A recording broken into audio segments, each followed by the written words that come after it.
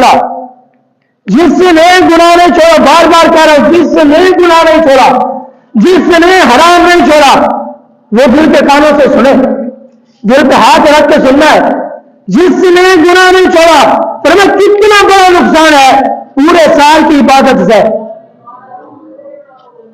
پورے سال کی عبادت سے، پورے سال کا قرآن پڑھنا سے، پورے سال کی عبادت کرنا سے، پورے سال کا صدقہ کرنا سے، پورے سال کی عبادت اور ریاضت صدقہ خیرات کرنے سے.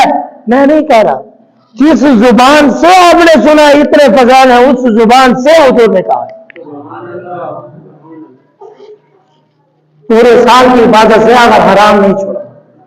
اچھا حرام کیا ہے پتہ ہوگا تو چھوڑیں گے نا. حرام ہے کیا؟ حرام کھانا بھی تو حرام ہے نا. جس نے بہنوں بیٹیوں کا حق کھایا یہ بھی تو حرام ہے نا. یہ پیٹ میں ہے پھر یا اللہ تو راضی ہوگا. وہ کہتا پہلے بیوی کو بہن کو ماں کو تو راضی کر. ماں ناراض ہے یہاں معافیا مانگ رہا ہے یا اللہ تو معاف کر دے. وہ کریم کہتا پہلے گھر جا ماں کو منا پھر خدا کو منا. رب کہتے پہلے گھر جا بہن کو منا پھر خدا کو منا. رب کہتے گھر جا پہلے بیٹی کو منا پھر رب کو منا. رب کہتے گھر جا پہلے بھائی کو منا پھر خدا کو منا. رب کہتے گھر جا پہلے باپ کو منا پھر خدا کو منا. رب کہتے پہلے گھر جا رشتہ داروں کو منا پھر. حرام کیا ہے؟ دیکھنا غیر محرم کی طرف نظر کرنا بھی حرام ہے. آپ نے چھوڑا ہے، میں نے چھوڑا ہے. غور کرنا یہ حرام چھوڑ دیا ہم نے. ماہ رمضان آیا تو ہم نے ایسے رومال اٹھا کر آنکھوں پہ رومال ڈال لیا، ہم نے نظریں جھکا لی، ہم نے اوپر نہیں دیکھا یہ آنے والی کسی کی بہن نہیں آ رہی میری بہن آ رہی ہے. کبھی سوچا ہے؟ یہ حرام کام نہیں ہے. جس نے جیسے موبائل چلا رہا تھا گانا آیا ہم نے بند کر دیا. صبح میں بیان کر رہا تھا لوگ کہتے ہیں شیطان کو باندھ دیا جاتا پھر لوگ گناہ کیوں کرتے ہیں؟ شیطان کو باندھ دیا جائے، ان کے چہرے باندھ دیے جاتے ہیں، شتیروں سے زنجیروں سے جگڑ دیے جاتے ہیں، پھر ہم گناہ کیوں کرتے ہیں؟ گناہ تو بند ہو جانے چاہیے نا جی. پھر تو ہم گناہ کر ہی نہ. جب شیطان نے یہ گناہ کون کرا رہا ہے؟ کبھی غور و فکر کیا ہے؟ شیطان باندھ دیا جاتا ہے، لوگ پھر بھی نماز نہیں پڑھتے. اور یہ قرض ہے، میں نے درس میں بھی کہا تھا یہ قرض ہے. یہ قرض تیرا بیٹا نہیں اتارے گا. یہ قرض ہے نماز جو چھوڑی ہے نا یہ تیرا بھائی نہیں اتارے گا. یہ تیری ماں یہ تیری بیوی بہن بھائی رشتے دار عزیز و اقارب یہ قرض کوئی نہیں اتارے گا، تجھے خود اتارنا پڑے گا. ہم نے قضا نمازیں نہیں کی، ہماری نمازیں قضا نہیں ہے. ہم نے آج آ کے پوچھا مسجد میں کہ ہم قضا نمازیں کیسے پڑھیں. آج سے شروع کریں. مجھے خوشی ہوئی ہے، میں نے پچھلے جمعے پتہ نہیں درس میں کہا تھا بھائی آ کر کہہ رہا تھا اور میں اس لیے نہیں کہہ رہا کہ ان کی نیکی دکھائی جائے، اس لیے کہہ رہا ہوں دیکھ کر نیکی کی جائے. اس نے کہا شادی آپ نے کہا تھا ہم نے قضا نمازیں پڑھنا شروع کر دیا. مجھے بڑی خوشی ہوئی. میں نے کہا یار یہ حضور کا فرمان تھا، میری زبان میں سوال نہیں. مجھ سے بڑا تو گنہگار ہی کوئی نہیں ہے. آپ کو نیک لوگ بیٹھے ہیں، خدا کی قسم آپ نیک لوگ بیٹھے ہیں، میرے جیسے مجرم کوئی نہیں ہے. یہ غور کرنا ہے آپ نے. ہر بندہ یہ سوچے مجھ سے بڑا گنہگار کوئی نہیں ہے. آج رحمت کی برساتیں مانگ رہے ہیں نا. جس نے حرام نہیں چھوڑا سارے سال کے اعمال برباد. دوسرا فرمان سنیں فرمایا جس بندے نے نشہ نہیں چھوڑا، توجہ کے ساتھ سننا، جس بندے نے نشہ نہیں چھوڑا. ماہ رمضان آ گیا، اچھا لوگ گناہ کیوں کرتے ہیں؟ بات آگے نہ چلی جائے. ماہ رمضان میں شیطان جکڑ دیا جاتا ہے، گناہ کیوں کرتے ہیں؟ قرآن کریم کے اندر 3 آیاتیں ہیں. اگر میں ایک ایک پڑھوں ٹائم درکار ہے، غور کرنا. ایک آیات ہے جس میں رب کہتا ہے یا ایھا النفس المطمئنہ، انسان کا نفس ہے جو مطمئنہ ہے، جو گناہ کرتا ہی نہیں ہے جاتا ہی نہیں ہے، اسے کہتے ہیں مطمئنہ. یہ نفس مطمئن ہے، نہ اسے خوف ہے نہ اسے ڈر ہے. دوسرا نفس ہے الامارۃ بالسوء، فرمایا یہ صرف گناہ کراتا ہے، نیکی کی طرف آنے نہیں دیتا. وما ابرئ نفسی ان النفس لامارۃ بالسوء الا ما رحم ربی ان ربی غفور رحیم. یہ نفس امارہ ہے. فرمایا جب شیطان کو باندھ دیا جاتا ہے گناہ کیوں کرتے ہیں؟ یہ نفس امارہ ہے، فرمایا جو گناہ کراتا ہے. تیسرا نفس ہے جن کا ذکر اللہ نے قرآن میں فرمایا، فرمایا وہ نفس لوامہ. जिसे नफ्स लव्वामा कहा जाता है। फिर मैं वो गुनाह भी कराता है, लेकिन फिर गुनाह करने के बाद बंदा शर्मिंदा होता है मैंने गुनाह किया है। ये तीन नफ्स है। नफ्स अम्मारा गुनाह कराता है। यार पहली चीज मिसाल देकर समझाया, जब बंदा साइकिल चला रहा हो, पैडल मारना बंद कर दे, साइकिल रुक जाती है? नहीं रुकती, पहले ब्रेक मारनी पड़ती है।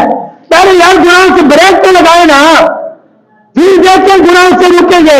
आप तो ब्रेक ही नहीं लगा रहे, तो फिर गुनाह से कैसे रुकेंगे? अब पैडल मारना छोड़ के फिर भी साइकिल जाती है, आगे चलती रहती है। जो शैतान 11 महीने आपकी साइकिल चलाता है, 12वें महीने कैसे बंद होती है? सुभान अल्लाह। पहले ब्रेक लगाए यार, खुदारा गुनाह से ब्रेक तो लगाए, रुक जाए गुनाहों से। आप और मैं गुनाह से रुकते ही नहीं है। दूसरा नुकसान, जिसने नशा नहीं छोड़ा, हुजूर फरमा रहे हैं पूरे साल के अमाल बर्बाद कर दिए जाते हैं। चाहे तो नमाज पढ़ता रहे, कुरान पढ़ता रहे, मैं तो कुरान पढ़ रहा हूं, नमाज पढ़ रहा हूं, कुरान पढ़ने वाले, नमाज पढ़ने वाले, ये अमाल अल्लाह तेरे मुंह पे मारेगा। ये मरीज नहीं सुनी आपने? माह रमजान में भी यार एहतराम नहीं है, कब एहतराम करेंगे? उस महीने का जो अल्लाह का महीना है, वह महीना फरमाया जिसने शैतान को बांध दिया, जन्नत के दरवाजे खोल दिए, रहमत के खोल दिए, आसमानों के दरवाजे खोल दिए, सब कुछ दरवाजे खोल दिए, तेरा मेरा दरवाजा कब खुलेगा? ये खिड़की कब खुलेगी? ये तो बंद है ना। इसमें जितने गुनाह पड़े हैं, गीबत, हसद, बुग़्ज़, इसको साफ किसने करना है? इसको कब साफ करेंगे? जब रहमत चली जाएगी, रूठ जाएगी, उस वक्त साफ करेंगे। गौर से सुनना, अगर ऐसे करते रहे, हदीस से बात मैंने पढ़ी है, मैंने पढ़ी हदीस, हुजूर फरमा रहे हैं, फरमाया अगर बंदा बाज ना आया गुनाहों से, हराम नहीं छोड़ा, गुनाह नहीं छोड़ा, हुजूर फरमा रहे हैं उसे जहन्नम से कोई नहीं बचा सकता, कोई नहीं बचा सकता जहन्नम से। हुजूर कह रहे हैं अगर इस माह रमजान से लेकर आने वाले माह रमजान तक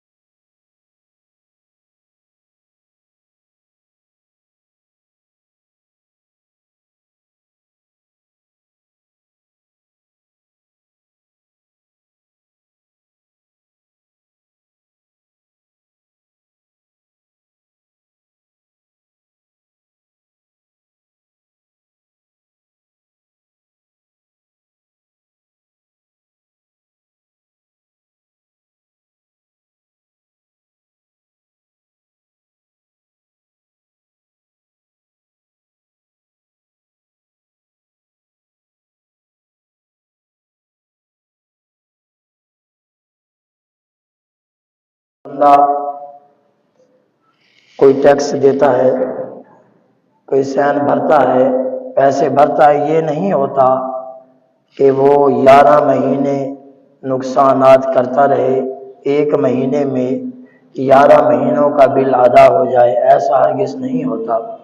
یہ اللہ رب العالمین کا کروڑا احسان ہے اپنے پیارے محبوب کی امت کو اللہ نے یہ ماہ رمضان عطا فرمائے 11 مہینے اپنی مرضی کرتے رہنا، اپنی خواہشات پر عمل کرتے بھی ہو، کرتے رہنا، جو عمل تم کر رہے ہو 11 مہینے جیسے تم روٹین کے ساتھ چلتے ہو چلتے رہنا۔ رب العالمین نے فرمایا جب 12واں مہینہ آ جائے، ماہ رمضان کا مہینہ تمہاری زندگی میں آئے، فرمایا پھر ماہ رمضان میں آپ نے گناہ چھوڑ دینے ہیں، غیبت چھوڑ دینی ہے، چغلی چھوڑ دینی ہے، فرمایا حرام کام چھوڑ دینے ہیں، حلال کام کرنا ہے، حرام کھانا نہیں، حرام سے بچنا ہے۔ اللہ تبارک و تعالی نے فرمایا یہ مہینہ میری مرضی کے مطابق گزارنا ہے اور میری فرما برداری میں گزارنا ہے۔ اگر میری نافرمانی میں گزارو گے تو یاد رکھنا جس طرح نیکیوں کا ثواب اس مہینے کے اندر بڑھا دیا جاتا ہے۔ آپ جانتے ہیں روایت کے اندر آتا ہے جو بندہ ماہ رمضان میں 1 مرتبہ سبحان اللہ کہتا ہے، غیر رمضان میں 1,00,000 مرتبہ سبحان اللہ کہنے سے افضل ہے۔ آپ کہتے ہیں اگر ضرورت نہیں ہے نیکیاں مجھے دے دینا، فرمایا 1 مرتبہ سبحان اللہ کہنے سے آپ کو 1,00,000 سبحان اللہ غیر رمضان میں کہنے سے افضل ہے۔ فرمایا جو بندہ محبوب کی ذات پر 1 مرتبہ درود پاک پڑھتا ہے غیر رمضان میں 1,00,000 مرتبہ درود پڑھنے سے افضل ہے۔ فرمایا جو بندہ ماہ رمضان کے اندر 1 رکعت نماز ادا کرتا ہے غیر رمضان میں 1,00,000 نفل ادا کرنے سے افضل ہے۔ یہ ماہ مقدس کو اللہ نے کیا شان عطا فرمائی ہے۔ 1 رکعت پڑھی ہے، 1 رکعت کا 10 نہیں 20 نہیں، 1 رکعت پڑھنے پر 1,00,000 رکعت پڑھنے سے زیادہ اللہ ثواب عطا فرماتا ہے۔ اور آگے ارشاد فرمایا جو بندہ اس ماہ مقدس کے اندر ایمان کے ساتھ، اخلاص کے ساتھ، محبت کے ساتھ روزہ رکھتا ہے اللہ پچھلے سال کے گناہ معاف فرما دیتا ہے۔ شرط لگا دیا ایمان بھی ہو، اخلاص بھی ہو، محبت بھی ہو۔ اور آگے ارشاد فرمایا جو میرا امتی 1 روزہ رکھے گا، حضور کا فرمان ہے، اللہ رب العالمین اس کو 70 سال کی مسافت دوزخ سے دور فرما دیتا ہے۔ اور پھر مدینے کے تاجدار نے فضائل کے طور پر حدیث مبارکہ بیان کی ہے، فرمایا جو میرا امتی اس مہینے کے اندر 1 روزہ رکھتا ہے، فرمایا اللہ تبارک و تعالی میرے امتی کو ماہ رمضان میں 5 انعام عطا فرماتا ہے۔ فرمایا کہ وہ 5 انعام اللہ تبارک و تعالی جو عطا فرماتا ہے، حضور فرما رہے ہیں اب آدم سے لے کر حضرت عیسیٰ علیہ نبینا علیہ السلام تک اللہ نے یہ 5 انعام کسی امت کو عطا نہیں فرمائے۔ یہ آپ کی اور میری شکل سونی نہیں ہے کہ اللہ نے ہمیں اتنے انعام عطا فرمائے ہیں، یہ سارا صدقہ مدینے والے مصطفیٰ کا عطا فرمایا ہے۔ یا اللہ اتنے انعام نہ اب آدم کی امت کو عطا فرمائے، نہ نوح کی امت کو عطا فرمائے، نہ عیسیٰ کی امت کو عطا فرمائے، نہ موسیٰ کی امت کو عطا فرمائے، نہ ابراہیم کو عطا فرمائے، نہ اسماعیل کو عطا فرمائے۔ یا اللہ 1,40,000 کم بیش انبیاء علیہ السلام بھیجے ہیں، کسی کو امت کو عطا نہیں فرمایا، یہ سارا انعام حضور کی امت کو عطا فرمایا ہے۔ اب بات آتی ہے تمہارا کام خوبصورت نہیں ہے، عمل کلام خوبصورت ہے، جس وجہ سے یہ سب کچھ اللہ نے آپ کو اور مجھے عطا فرمایا ہے، فرمایا حضور کے صدقے سے عطا فرمایا۔ پہلا انعام کون سا ہے؟ جب پہلی رات آتی ہے اللہ اپنے محبوب کی امت پر نظر رحمت فرماتا ہے۔ یہ کتنا بڑا انعام ہے، جس پر رب نظر رحمت فرمائے گا اسے عذاب نہیں دے گا۔ جس پر اللہ کی نظر رحمت پڑے گی اللہ تبارک و تعالیٰ اس کو عذاب نہیں دے گا۔ دوسرا انعام یہ ہے جب دودھ کی وجہ سے منہ سے بو نکلتی ہے، صحیح حدیث پاک کے اندر، صحیح کتاب کے اندر صحیح حدیث پاک ہے، صحیح حسن کے ساتھ لکھی گئی۔ فرمایا دوسرا انعام، جب تمہارے منہ سے یہ بو نکلتے ہیں، اتنا کہہ دینا کافی تھا کہ محبوب کے غلام جب روزہ رکھیں گے ان کے منہ کی بو مجھے پسند ہے۔ یہاں تک بات ختم نہیں کی، یا اللہ تو کتنا انعام، رب نے فرمایا اس کے منہ کی بو مجھے کستوری سے بھی زیادہ پسند ہے۔ پھر یہاں مسئلہ بیان فرمایا، جو بندہ پیاز اور لہسن کھا کے مسجد میں آئے ان کے منہ کی بو سے فرشتوں کو ایذا پہنچتی ہے۔ یہاں کہہ رہا ہے تمہارے منہ کی جو بو کی وجہ سے ہوا نکلتی ہے، تمہارے منہ سے بو آتی ہے، رب فرماتا ہے مجھے مشک اور عنبر کی کستوری سے بھی زیادہ پسند ہے۔ یہ انعام اب آدم سے لے کے قیامت تک آنے والے، فرمایا تمام انبیاء کی کسی نبی کی امت کو اللہ نے عطا نہیں فرمایا، صرف آپ کو عطا فرمایا۔ تیسرا انعام دیکھے، فرمایا صبح سے لے کر شام تک، پھر شام سے لے کر رات تک، یا دن ہو یا رات ہو، فرمایا اللہ کے فرشتے آپ کے لیے دعائیں مغفرت کرتے رہتے ہیں۔ اللہ کے فرشتے جن کیا آمین کہنا آپ کے لیے دعا کی قبولیت کا ہو جانا کافی ہے۔ وہ فرشتے دن اور رات جو عرش اٹھانے والے فرشتے ہیں وہ سارا سال فرمایا اللہ کے عرش کو اٹھا کر کھڑے رہتے ہیں۔ جب ماہ رمضان آتا ہے رب کہتا ہے فرشتوں فرمایا اپنا کام چھوڑو میرے بندے کے لیے دعا مغفرت کرتے رہو۔ اور چوتھا انعام کون سا ہے؟ رب جنت کو حکم دیتا ہے۔ رب کہتا ہے جنت پورا سال جس مہینے کے لیے جنت کو سجایا جاتا ہے اسے ماہ رمضان کہتے ہیں۔ پورا سال آپ ایک دن گھر سجاتے ہیں، ایک دن محنت کرتے ہیں، مہمان آنے والا گھر کی صفائی کرنی ہے، رب کہتا ہے پورا سال اس جنت کو سجا دو۔ کیوں؟ آگے خوبصورت روایت بیان کی، یا اللہ جنت کو کس لیے سجا دو؟ فرمایا یہ میرے محبوب کے جو غلام ہیں نا یہ پریشان ہوتے ہیں، ان پر آزمائشیں آتی ہیں، تکلیفیں آتی ہیں، مصیبتیں آتی ہیں۔ فرمایا جب یہ پریشان ہوتے ہیں فرمایا دنیا میں مصیبتیں پریشانیاں جھیل کر آ رہے ہیں، فرمایا اس لیے تیار ہو جا سج جا، فرمایا یہاں آ کر تو انہیں آرام کرنا ہے۔ یہ انعام صرف حضور کی امت کو اللہ نے عطا فرمایا ہے۔ اور پانچویں چیز بیان فرمائی، جب ماہ رمضان کی آخری رات آتی ہے رب فرماتا ہے جتنے بندوں کی بخشش ہر رات ہر دن ہوتی ہے، فرمایا تفسیر اور بیان کے اندر علامہ اسماعیل حقی رحمۃ اللہ تعالی لکھتے ہیں، فرمایا ہر روز اللہ تبارک و تعالی 10 لاکھ لوگوں کی بخشش فرماتا ہے۔ آپ آمین کہتے ہیں یا اللہ ان بخشنے والوں کے اندر یا اللہ ہمارا نام بھی شامل فرما۔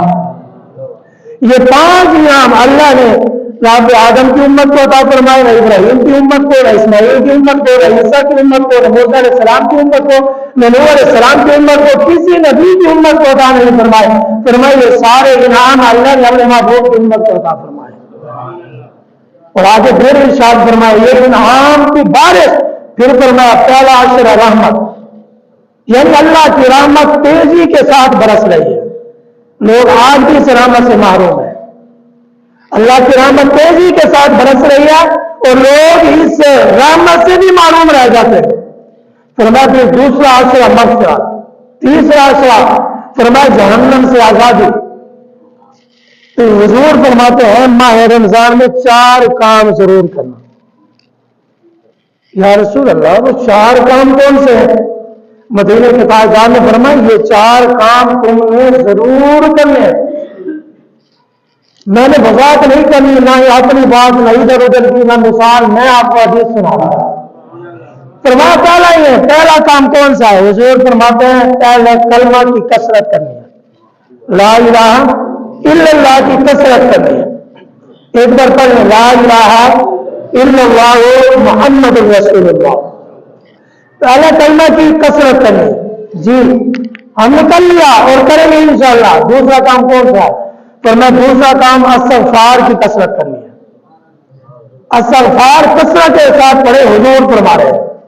پھر تیسرا کام کون سا بیان فرمایا؟ حضور فرماتے ہیں اور استغفر اللہ الذی لا الہ الا هو الحی القیوم واتوب الیہ، جو بندہ اس استغفار کی کثرت کرے گا.